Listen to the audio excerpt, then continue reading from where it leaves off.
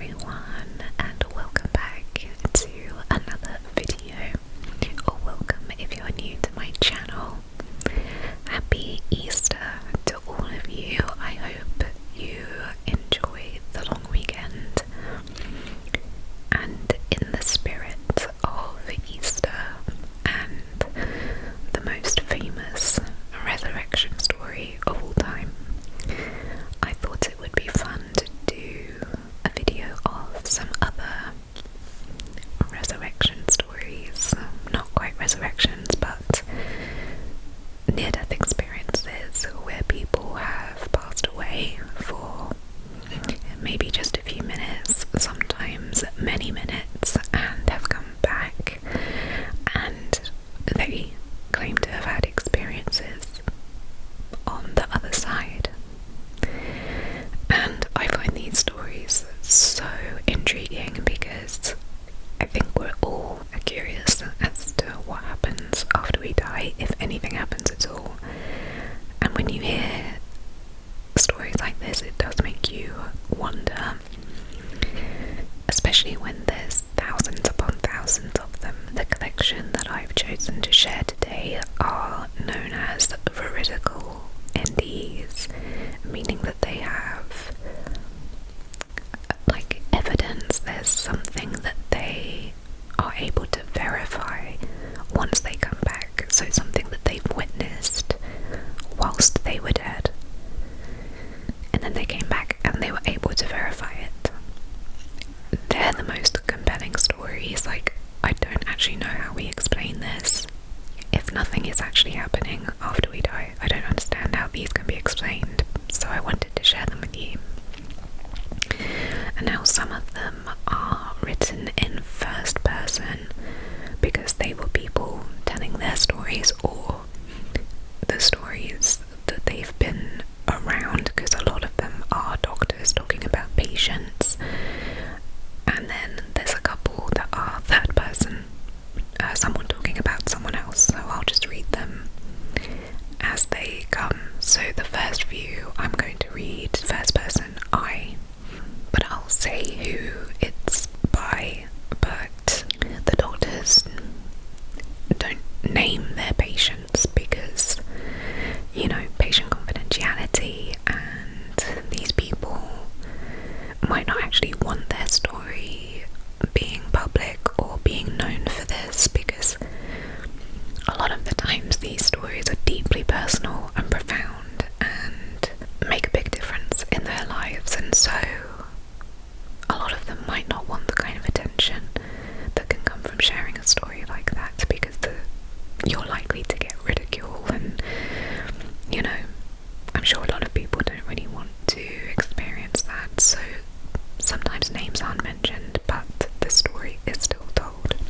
So let's get cozy and start with the first story, which is by Dr. Bruce Grayson, and this is his first person account. He says, "I went through college and medical school with this strict materialistic mindset that the physical world is all there is. And in one of my first weeks as a psychiatric intern, I was asked to see a patient who was in the emergency room with an apparent overdose.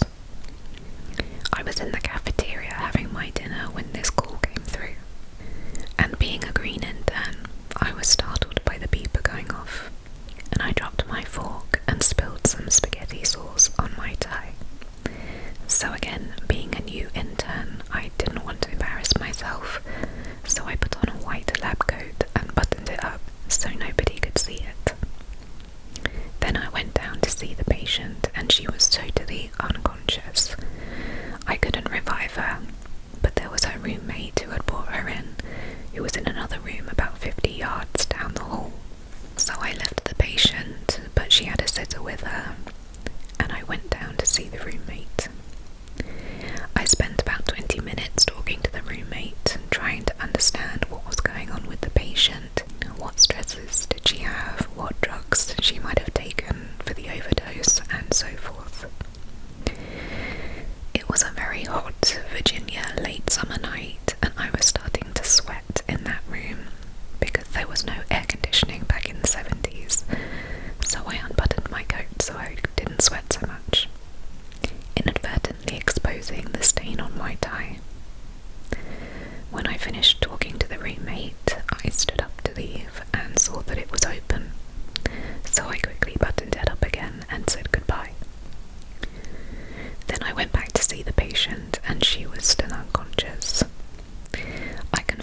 sitter who was with her that she had not wakened at all during the time that I was gone.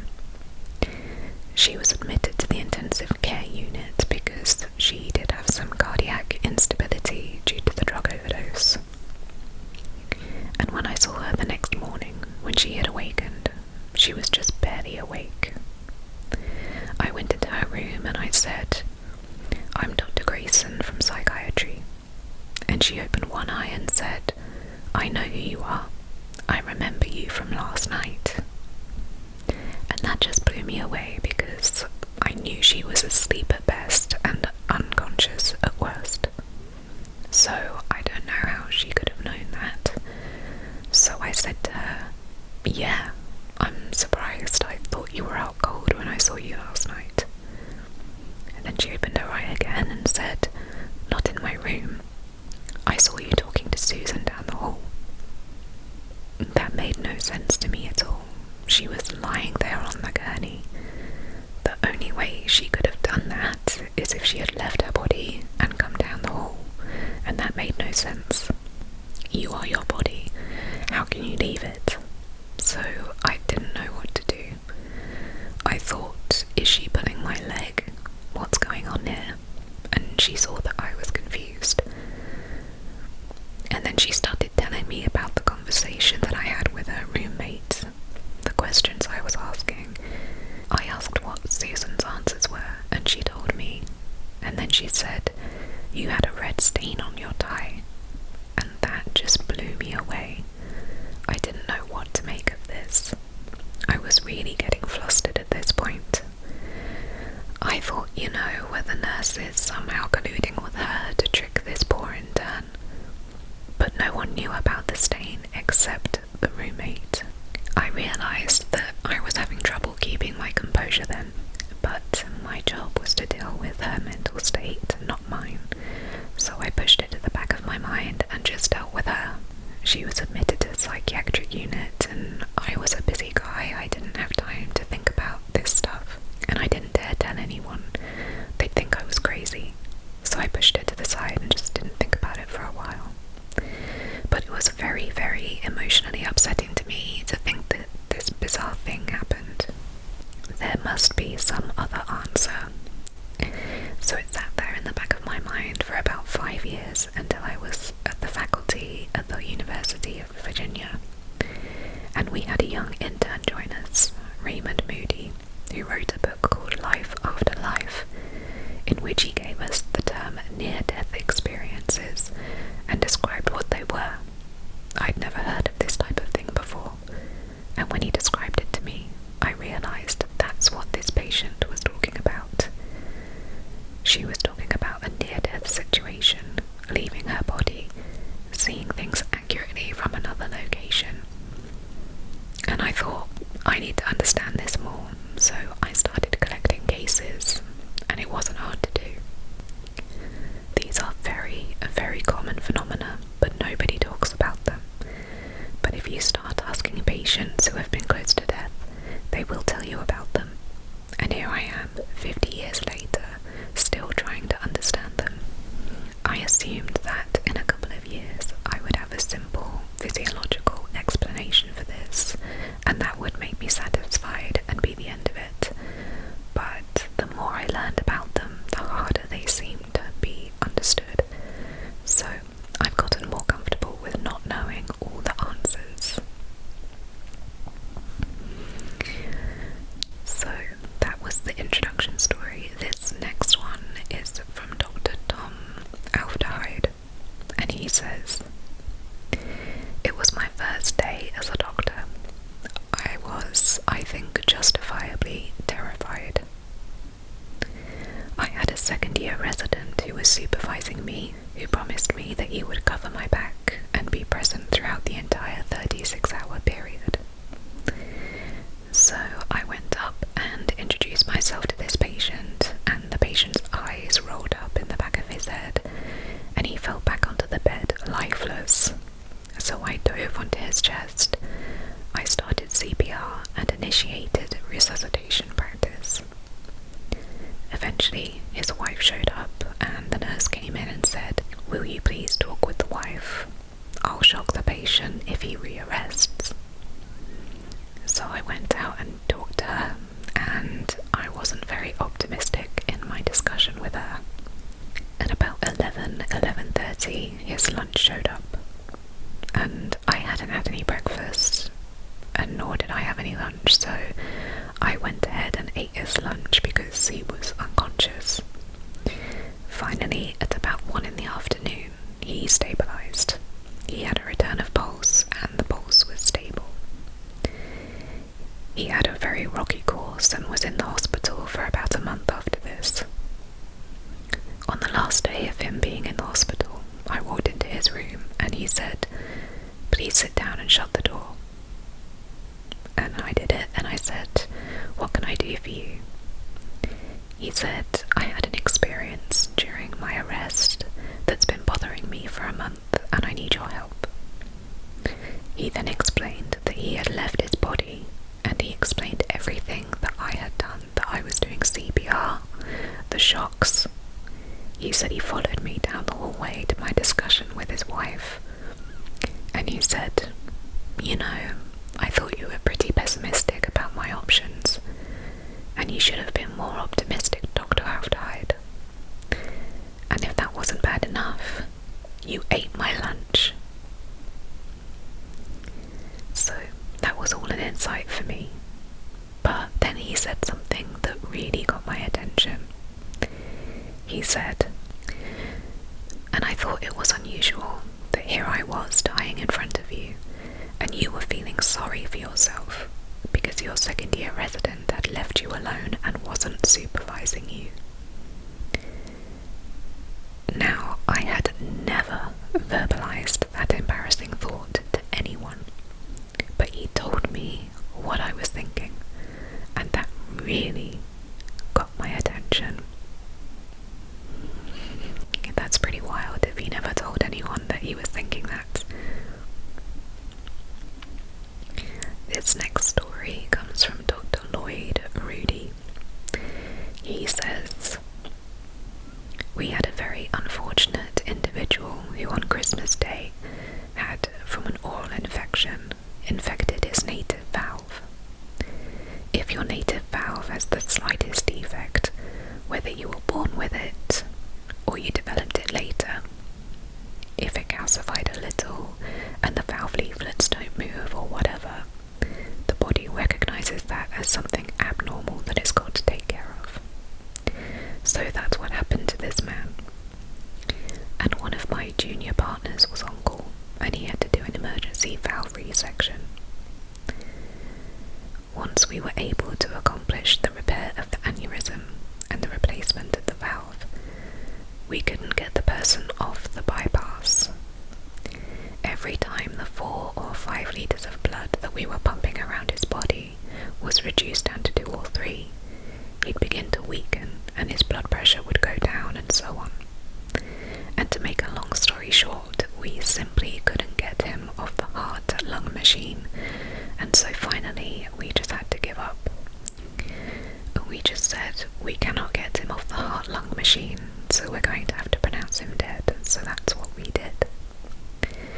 The anesthesiologist turned his machine off, and the bellows that were breathing for the patient stopped, and the machine went quiet. The anesthesiologist went into the surgeon's lounge, because he hadn't eaten all day, so he went to get a sandwich. Then the people who usually clean up the instruments and all that, they were coming in and taking away all these tools. And my surgical assistant closed the patient in a way that a post-mortem exam could be done, because anyone who succumbs on the table, by law, has to have an autopsy. So he closed him up briefly with just 3 wires and a big stitch to close his soft tissue. Well, the machine that records the blood pressure and the pulse and the left atrial pressure and all the monitoring lines and things continued to run the paper out onto the floor in a big heap. Nobody bothered to turn it off. And we had used a trans-esophageal echo probe, which is a long tube that has a microphone on the end of it, so we could get a beautiful picture on a monitor of the heart beating. That machine was also left on, and the tape continued to run. Well, the assistant surgeon and I went in and took our gowns off and our gloves and masks and things, and came back, and we were in our short sleeve shirts and were standing at the door, kind of discussing if there was anything else we could have done, any other medications we could have given, whatever, to have made this a success. And as we were standing there, it had been at least 20 minutes. I don't know the exact time sequence, but it was close to 20-25 minutes that this man recorded no heartbeat, no blood pressure, and the echo showed no movement of the heart. It was just sitting there. When all of a sudden we looked up, and the surgical assistant had just finished closing him, and we saw some electrical activity. And pretty soon the electrical activity turned into a heartbeat, very slow, 30 to 40 beats a minute. And we thought, well, that's kind of an agonal thing, and we see that occasionally. The heart will continue to beat even though the patient can't generate a blood pressure or pump any blood. Well, pretty soon we look and he's actually generating a pressure, and we're not doing anything. The machines are all shut off. We've stopped all medicines and everything. So I start yelling, "Get anesthesia back in here and get the nurses." And we start giving him some medicines and oxygen. And pretty soon he had a blood pressure of 80, then a blood pressure of 100, and his heart rate was now up to 100 beats a minute. And to make a long story short, he recovered and had no neurological deficit. And for the next 10 days to 2 weeks, all of us went in and we were talking to him about what he experienced, if anything. And he talked about the bright light at the end of the tunnel, as I can recall. But the thing that astounded me was that he described the operating room. He said he was floating around and saying, "I saw you and Dr. Cantanillo standing in the doorway with your arms folded, talking." I didn't know where the anesthesiologist was, but I saw that he came running back in. I saw all of these post-it notes sitting on the TV screen. And what those were was whenever I got a call, the nurse would write down who called and their phone number and stick it on the monitor. And then that post-it would get stuck to another post-it, and I just have a string of post-it notes of phone calls that I had to make. And he described that. I mean, there's no way he could have described that before the operation because I didn't have any calls to make. He described things that there is no way he should know. And I mean, he didn't wake up in the operating room and see all this stuff. He was out for, I don't know, even a day or two while he recovered in the intensive care unit. So what does that tell you? Was that his soul up there looking down on us? Okay, so this next story is another first-person account, but this is actually the person that had the near-death experience rather than a doctor. And her name is Trisha Barker. She says, "I was 22 years old, and it was leading up to this big race in Austin that I had been training for. But the night before the race, I had all these dreams. And in one dream, I heard my dad screaming, 'Watch out, Trisha.' And then I heard my mother saying, 'Oh no, I can't believe this happened.' And they seemed like the dreams where somehow they're out of time. And it was very strange. And I didn't get a good sleep. I was really kind of out of it. I got in my car to run this race, and this is where I had the accident. I passed this 7-Eleven, and as soon as I went through the first yellow light, I gunned it. And at that moment, the next light was red, but I was already in the intersection. I don't understand how the other car was going as fast as he was going, but he was in a very big vehicle, and we collided in almost a head-on collision. It was a curved intersection, so we hit one another, both going 65 miles an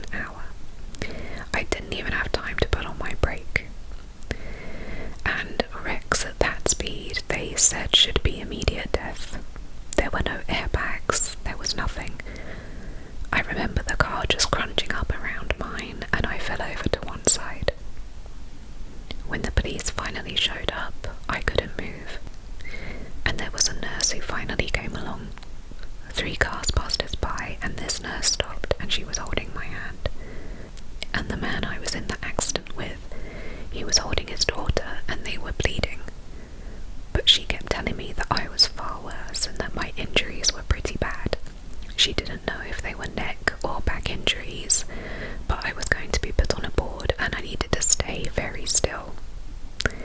But I didn't have health insurance, so once I got to the ER, I overheard the nurses talking, and one surgeon said to let my case go. And the nurses were talking about this, that he wasn't going to come in because he might not get paid. So I really started to freak out.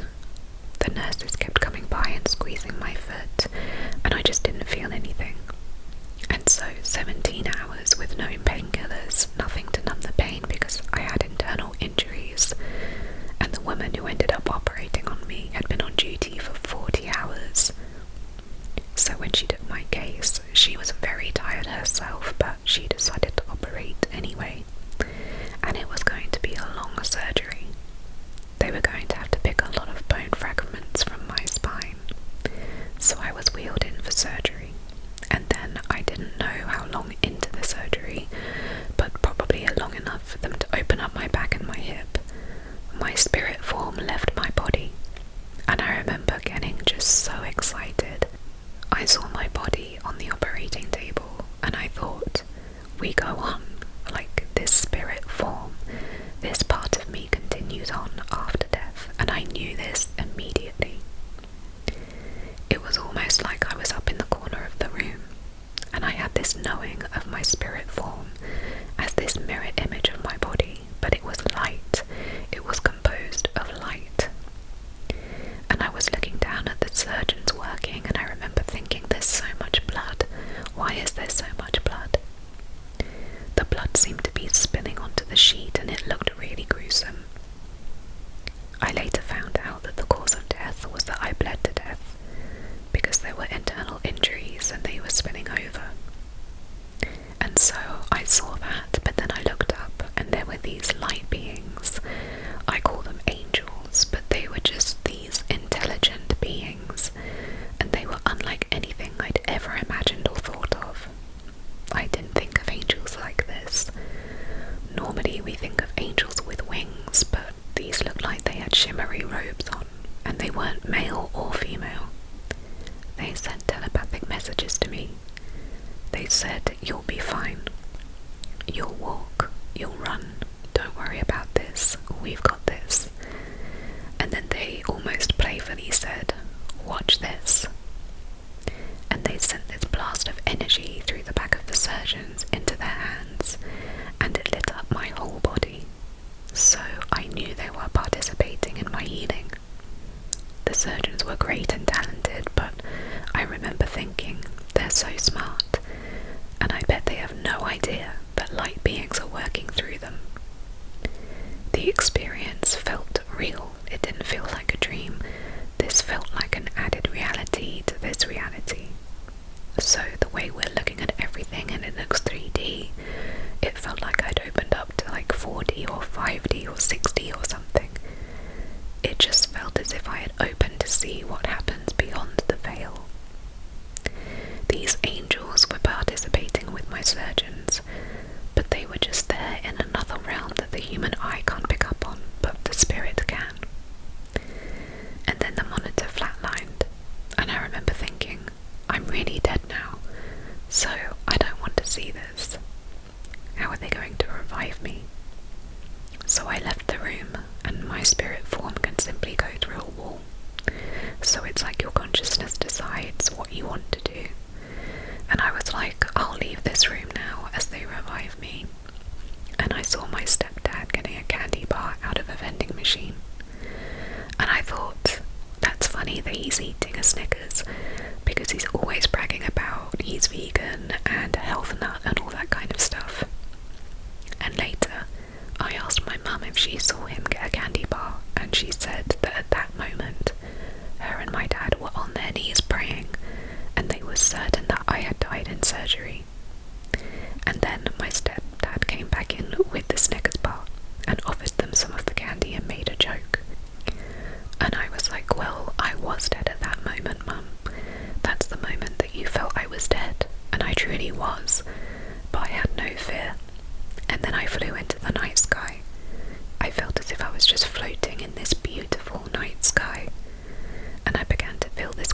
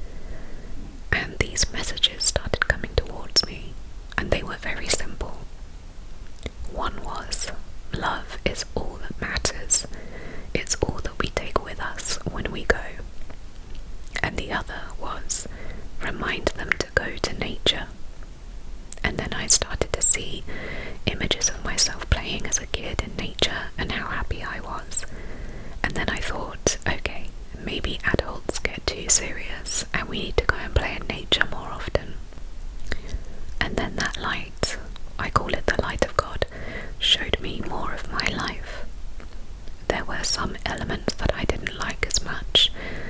They weren't the parts that most people would judge me for. It wasn't the drinking or the partying. It was when I judged people, or when I was rude to someone. That's what God showed me was not right, because I wasn't looking at the heart of people. I wasn't looking at who they were inside. I was judging them based on where they went to college, or what clothes they wore, or if I deemed them cool enough to be my friends. And there was this one couple I worked with who actually prayed for me.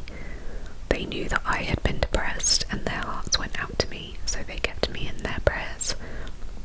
Their love was an observant love, but it was a love that participated in my life, and I saw that and thought, oh, I missed out on some really good friendships because I was superficial and judgmental and lost in my own pain and darkness instead of looking at people around me.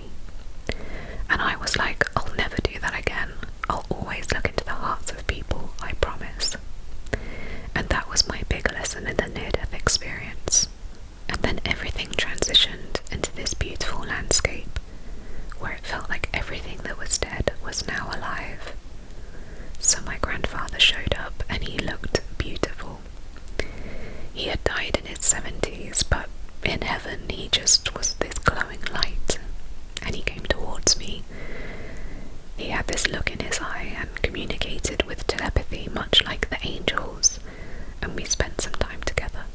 And I saw this light further away that kind of looked like a sun, and he very quickly said, "Do you want to go there?" And I said yes, and my soul just flew towards this light. As I got closer to the light, everything that had been painful in my childhood, the poverty, the neglect, the emotional abuse, all of that seemed to wash away. And I heard, that wasn't your fault. You're loved. You're perfect. You're fine. You're a child of God. You are loved completely. Earlier in the near-death experience, I had heard, be like a little child.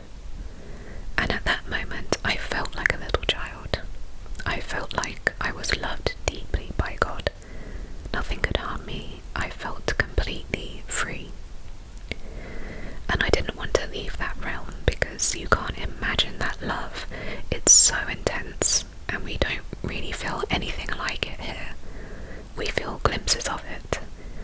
Loving your child, loving your parents, loving your spouse, but it's not the same. This is complete, and those are just pieces, which is the only way I can describe it. And that love just boomed through me. I felt people's prayers trying to pull me back. It's like my soul heard that I was in surgery and they were trying to get me to stay. And I remember thinking, that's sweet, but I'm really fine. I'm safe. I'm taken care of. And the closer I got to God, the more I thought, I don't want to go back. That's not for me. I want to stay here. Because I've never felt this good. There is nothing to compare to this. I want to get closer and closer to this all-knowing love. But at some point, I stopped. It was like there was a barrier, and I felt this booming voice. And people always ask, is the voice masculine or feminine? But it was just booming. That's all I know. It just kind of rattled inside of me as if the voice was talking through me. And the voice said, look down. And then I suddenly saw a place on earth, and there was a river. And I was given a message that I was going to teach. And that mission has been incredibly powerful. God was right. I actually teach at a college called Trinity River. And out of many of the classrooms, you look out the windows and there's a river. And I take my students to go and meditate down by the river. So from what I felt in my near-death experience, I was given a life mission to teach and to remind students to turn on their lights. Okay, so this next story is a third-person account, so someone talking about someone else, called Pam Reynolds. Pam Reynolds was a well-known singer from Nashville, and she had a deep she was going to die unless they did this surgery, which at the time was quite radical and exploratory, but it's more common now. What they have to do is lower the body temperature down to 50 degrees Fahrenheit, 10 degrees Celsius, and they have to drain the brain completely of blood. They have to make sure the brain is completely shut down because they're going to have to go deep into the brain to fix the aneurysm. And so they're monitoring with an EEG. They tape her eyes shut so there's no external stimulation, and they put 100 decibel clickers in her ears so they can make sure there's nothing registering in the brain and that there's a flat EEG. And these are all counts of clinical death, which they needed for the surgery to happen. And not many people survive this surgery, so it really only happens when there's no other option. So Pam is going into surgery and she's put into the deepest state of anesthesia for 2 hours. Pam says that she came out of her body and was watching what was happening in the room. She reported that there was a female doctor down by her legs saying, "I can't find it, I can't find it." And the male doctor, Dr. Spetzler, said, "Try the other leg." And she thought this was strange because it was brain surgery and she didn't understand what they were doing down by her legs. Well, they were trying to find an artery down there. Then, over an hour into surgery, they brought out the brain saw, which is called a Midas Rex. And most people have never seen a brain saw, so they wouldn't know how to describe one. And Pam said that she saw it, and it looked like an electric toothbrush. She described it as almost looking like her dad's socket set with all these blades in it when they opened it up. And they didn't open that up until an hour into the deepest state of anesthesia, when she couldn't have seen anything. Her eyes are taped shut, there's no brainwave. She's got 100 decibel clickers in her ears, and they're monitoring, so there's no activity on the EEG, yet she perfectly reports that. Then she claims that she travelled through a tunnel to a place of exquisite beauty. She felt the presence of her grandfather and knew that God was there. This God of light and love who told her she must go back. As she's coming back, her body is being sewn up and they're playing the song Hotel California. And then they shocked her to get her heart started again, not once, but twice. And she reports all of this, hearing the song, seeing getting shocked twice, the brain saw, and all those things got verified. This next one is also a third-person account, so this is Dr. Pem van Lamel, who is a cardiologist from Holland, and he wrote a case in the Lancet, which is Europe's medical journal, of a man who was found dead in a park, or at least didn't have a heartbeat, and they brought him into the ER. They were going to shock him, but they had to intubate him because he wasn't breathing. And the nurse found that he had dentures, so she took them out and put them in the lower drawer of the crash cart. So they intubated him, they shocked him, and they got his heart started again. But he never came to in the ER, so they wheeled him out and put him in another room. And a week later he comes to, and he's asking, "Where are my dentures?" And when he sees the nurse in the hallway, he says, "Wait, that nurse, get that nurse. She knows where my dentures are." And then he explains that he was in the ER up above trying to get everybody's attention, and he described the doctors, how many there were, who was there, the nurses, what they were wearing, and how that nurse had taken his dentures out and put it in the lower drawer of the cart with all the bottles on it, and that's where they went and found his dentures after a week. So that's all the stories that I collected for today. Please let me know what you make of these. Have you ever looked into near-death experience stories before? Is this your first time hearing anything like this?